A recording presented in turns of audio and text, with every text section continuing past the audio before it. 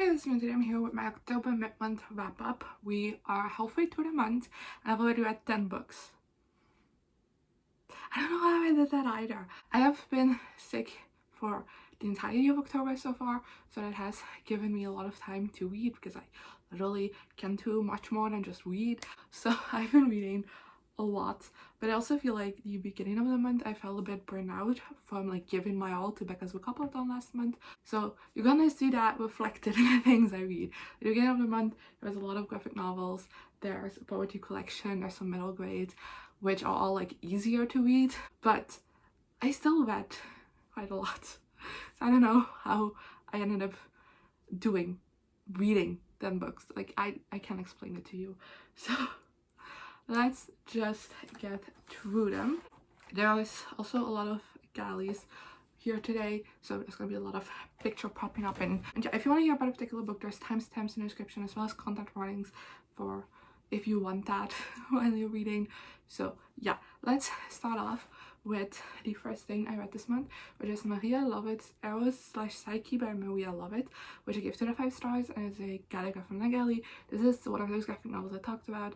It's a bit difficult to explain because I also didn't really understand what this was about, but if I remember correctly, it's about this girl who ends up going to like this boarding school, and she ends up falling in love with one of the girls there, but it's like a very mysterious school, and like things are going on, secrets are being kept.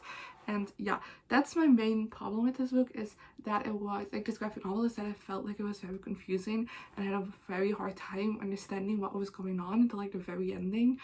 And even then I'm still like very confused about a lot of things that happened. So I just wish there was a way that things would make a little bit more sense. And then next I also read J.P. Watt's Ancient Dreams by J.P. Watt, which is another guy I got from Nagali, and I give 1 out of 5 stars too. I should have said that first to be consistent. But this is another graphic novel. You can't ask me what this is about. Well, very vaguely. It's about this woman who has like dreams of this guy, and on one day she meets this guy and there's like a lot of shit going on and I didn't understand. I generally consider DNFing this graphic novel, which I don't like DNFing. I hate it. I've only DNF'd 2 books in my entire life, but none of this was making sense. It was very difficult to read. I didn't like the art style. I thought the art style sometimes made the writing hard to read, and a lot of it made sense. The characters were way too overly sexualized, like the female characters, and I didn't like this. And from what I've seen on Goodreads from like the people who have gotten galleys of it or like arcs from it, they also didn't like it, so just ignore that this exists. Then the first like actual like novel I read this month is One of Us Is Next by Karen and McManus, which I give 4 out of 5 stars. This is the sequel to One of Us Is Lying, and One of Us Is Lying, basically there's this guy who runs this gossip blog, and he is about to drop like this big new segment on like these 4 students, and then the day before it he ends up in detention with these other 4 students, and in detention he ends up having an allergic reaction and dying because of it. And the police very quickly start to suspect the 4 other people that were in detention with him. And then this is the sequel, and it's more of like a companion, but you still need to read both of them. But I can explain what this is about without necessarily spoiling the first one. Basically, in this book, there's someone who kind of misses this whole gossip blog and decides to start something of their own, and they start this truth or dare game where they send a student of the school truth or dare, and if they don't answer or they pick truth, like a secret about them gets revealed, and if they pick dare they have to do the dare, otherwise the secret still gets revealed. And we follow 3 main characters. I quite like this. Like I said, I gave this 4 out of 5 stars. The first book I read 2 months ago and I wasn't a fan of it. It was my least favorite Karen and McManus. I've read them all that are out now. It didn't really work for me, but the premise of this one sounded very interesting, so I decided to pick it up. And I really liked this. This was honestly on the track to be my favorite Karen and McManus. But then the ending happened and I hate the ending so much, and I feel like I could have hated it a little bit less, and it was just like 1 chapter added to this, and we just got more time to kind of like sit with things that happen at the end. And I don't know, I didn't really like the reveal that was made there. It's not as problematic as the first one. I wasn't a fan of it, but I really got invested in these characters, which is one of the main problems I've had with Karen McManus's books so far, is that even though like I really like her mysteries, I don't feel like the attachment to certain characters as much as I would like, but I really had that in this book. I had fun trying to discover this mystery of who's behind this game and is doing all these things. I thought the game element to it was also very fun. I liked the like side characters kind of do it. The only thing again that I didn't really like in this one is the romance in this, which romances in these books by Kathelijn McManus have been hit or miss for me anyways. I was not expecting a whole lot, but they just felt a bit forced in. But yeah, I would recommend continuing on with the series even if you didn't like the first one, because this was pretty good. Then we're back to the galleys. We have Oddball by Sarah Andersen, which I give 2 out of 5 stars, and is Gevalletje from Nageli. Like I said, it's an autographic novel. It's one of the Sarah Scribbles collections, which is basically just like a collection of like one-page comics that Sarah Andersen makes. This is the 4th one in the series. You don't have to read them in order at all. They're just like standalone comics. And like I said, I give 2 out of 5 stars. I think the series is like fun, but also like nothing special. I don't love them, but I do like reading them, and there are some fun comics in there. But I feel like with this one in particular, I felt like it could feel very repetitive at some points, or I just felt like some comics were just like making the same joke and that felt repetitive. There was also a lot of ones that very much leaned on like the generational gap between millennials and Gen Z, which is just something I'm very tired of. But otherwise, I thought it was fun. I will keep picking up these things as they come out because they're honestly just like a mindless fun read, but nothing in particular, so I don't have that much more to say about it. Then the next book that I read was Crowns and Fearsome Things by Amanda Lovelace, which I gave 2 out of 5 stars, since Gevalletje from Nageli is a poetry collection by Amanda Lovelace. Didn't like this. I have read some of Amanda Lovelace's poetry collection before, and I'm not a big poetry fan, but I have liked them in the past. I just liked the metaphors she used, and the topics that she talked about I felt like were done very well. But in this one, I just feel like it was very like feminist 101, and it's just so many things that if you've been on the internet for a little bit as a woman, you know all of these things, and there's nothing special about them.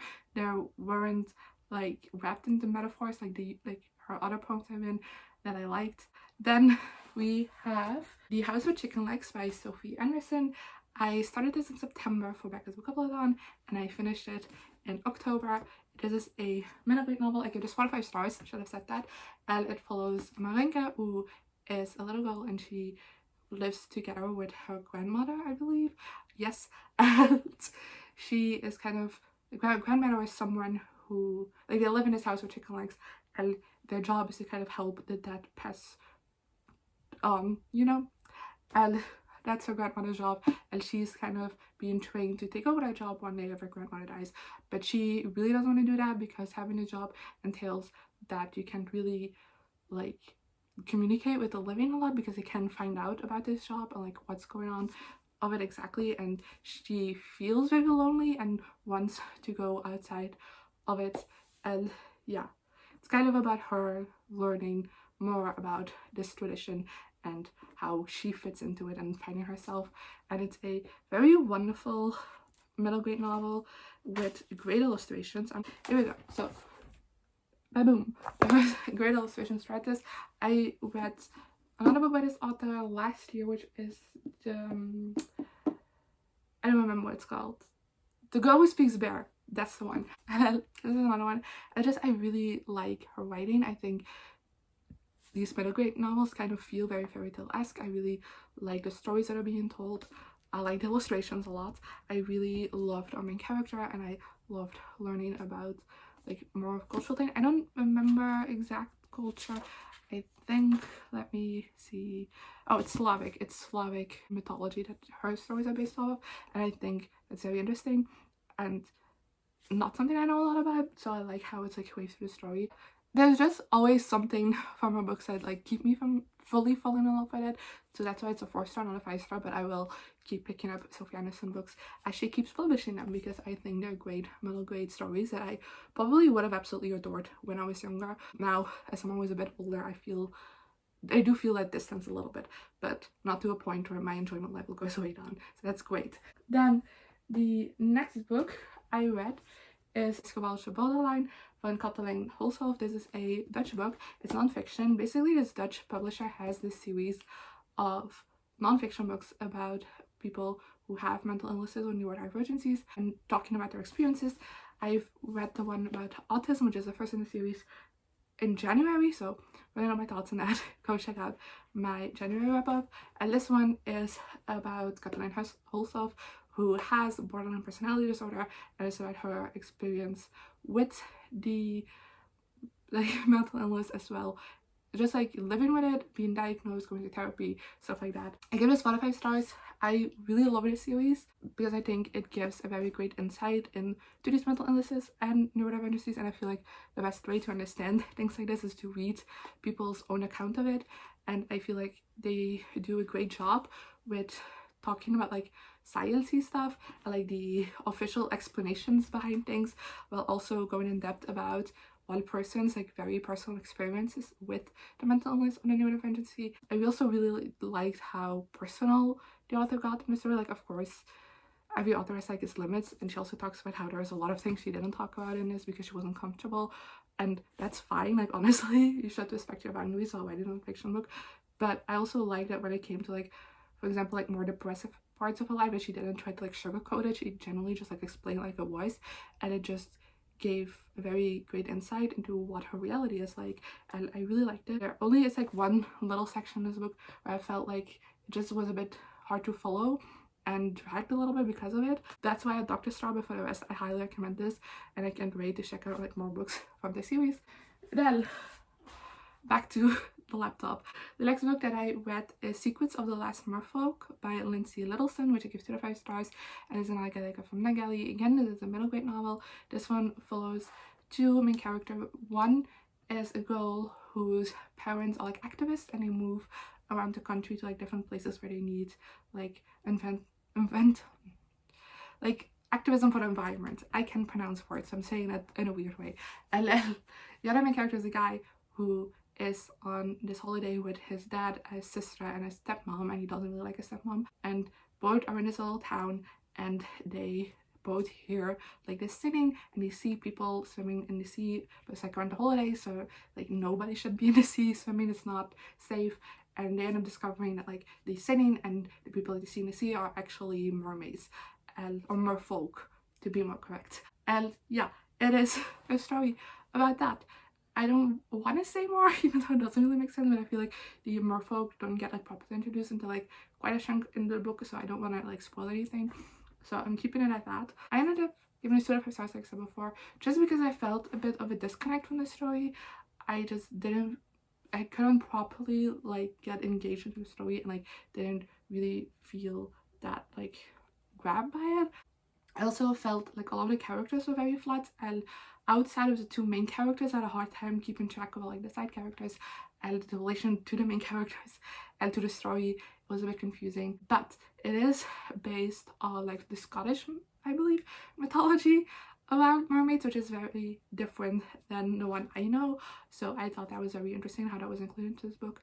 And yeah, maybe I'm just like the one audience for this book, and other people who are actually of middle grade age would love this, but for me it felt a bit flat. Then the last physical book I have for today is To Sir Phillip with Love by Julia Quinn, which is the next Bridgerton book that I had to read. I gave this 2 out of 5 stars. This is book 5. We follow Eloise in this one, and she, a year basically before the start of this book, so in the prologue of this, one of her like distant cousins passed away, and she was married to like this guy, and Eloise decides to like write a letter of condolence to her like deceased cousin's husband. I'm explaining this very difficultly, but they end up writing back and forth a lot over the year and like really hitting it off, and Eloise like has never really thought about marriage properly, but now that her best friend Penelope has gotten married in the previous book, she is also starting to like consider maybe that marriage is also for her, and she thinks if there's one person that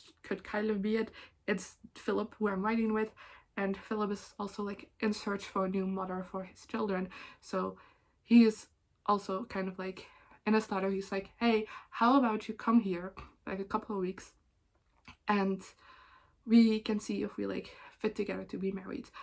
And Eloise decides to do that, so she just one night completely takes off to visit Philip without warning her family, which causes for a great scene in this book later on.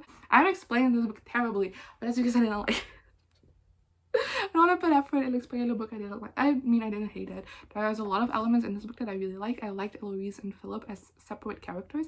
I think both were very interesting and had their like interesting things to deal with. I really liked Philip's children. I thought they were very fun to have in the story, and also really liked interactions with Eloise. And there was this brilliant scene in here where Eloise's brothers show up, and it's I love those moments so much. Honestly, my favorite part about the whole series is just like the family dynamics between the Bridgertons, and this book just excels in it. And yeah, those are the things I absolutely adored. The things I didn't like was the romance. I didn't feel any of the chemistry between Philip and Eloise. Even though I liked them a lot as separate characters, I just didn't get it. I didn't really feel like chemistry. I do think there was like some cute moments between them, so that's also another problem. I didn't understand why they were falling in love with each other. I didn't get it, basically. Then, last one for today is Love, Shine, Other Four-Letter Words by Annika Sharma. I think that's the pronounced name. I'm so sorry if I mispronounced anything. I gave it 3 out of 5 stars, and it's a Gevalletje I got from Nageli. This one is a adult romance novel about the main characters. One is Indian, like she immigrated to India for college. Not to India, from India to America from college. But I feel like it's an important thing to add, because a lot of like Indian representation in books is like Indian American. So like a parent of like a child of immigrants.